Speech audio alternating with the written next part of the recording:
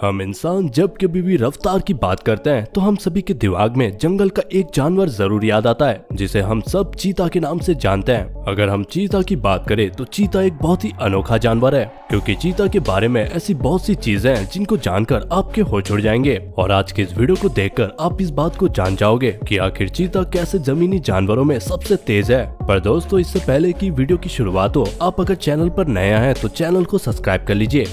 यूं तो इन जंगलों का एक नियम होता है कि हर जानवर के पास अपनी कोई खासियत होनी चाहिए यहाँ पर सरवाइव करने के लिए। अब यूं देखा जाए तो चीता एक सामूहिक जानवर है जो संग में रहना पसंद करते हैं। कई बार ये चीता ऐसे संग बनाते हैं जिसमें इनके खुद के भाई और बहन भी रहते हैं, और इन सभी की मिली भगत से ये एक एरिया के ऊपर राज कर पाते हैं। अब जब ये चीता मिलकर शिकार करते हैं तो ये बड़े जानवरों का भी शिकार कर सकते हैं। अब यूं तो ये जानवर काफी तेज होते हैं, लेकिन इनमें शक्ति की थोड़ी कमी होती है, जिस कारण आसपास में मौजूद शेर या फिर लकड़बग्घे इनकी शिकार को चुराने आ जाते हैं। और यही कारण है कि इन्हें अपने शिकार को जल्द से जल्द खाना पड़ता है या फिर पेड़ में ले जाकर छुपाना पड़ता है। अब चलिए चीता की रफ्तार के बारे में भी बात कर लेते हैं। कई वैज्ञानिकों के हिसाब से अगर चीता चाहे तो 120 किलोमीटर प्रति घंटा की रफ्तार से भाग सकता है। हालांकि चीता इस रफ्तार में ज्यादातर नहीं भागते, ये अधिकतर 60 से लेकर 70 किलोमीटर प्रति घंटा की रफ्तार से भागना पसंद करते हैं, क्योंकि इस रफ्तार में शिकार का पीछा करने में ज्यादा आसानी होती है और चीता लंबे देर तक दौड़ भी पाता है। इस दुर्लभ जीव की सबसे अनोखी बात ये होती है कि मात्र 3 सेकंड में ये 100 की रफ्तार पकड़ सकता है, जो सच में देखा जाए तो किसी करिश्मे से कम नहीं है।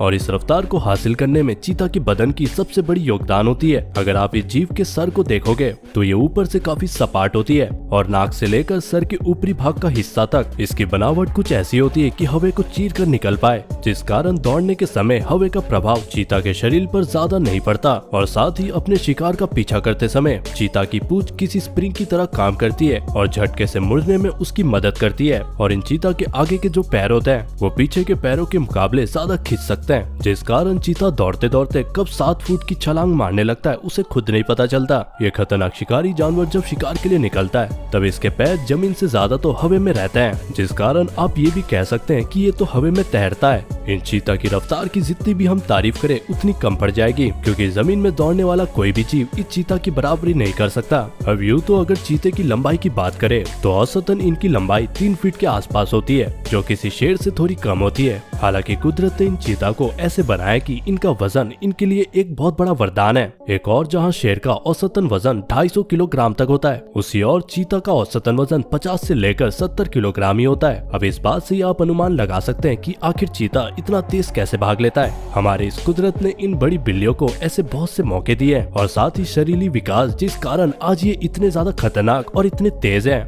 दोस्तों, यदि आपको ये वीडियो पसंद आई हो तो हमारे चैनल को जरूर सब्सक्राइब कर लीजिए, वीडियो को लाइक कर दीजिए और इस वीडियो को शेयर करना मत भूलिएगा।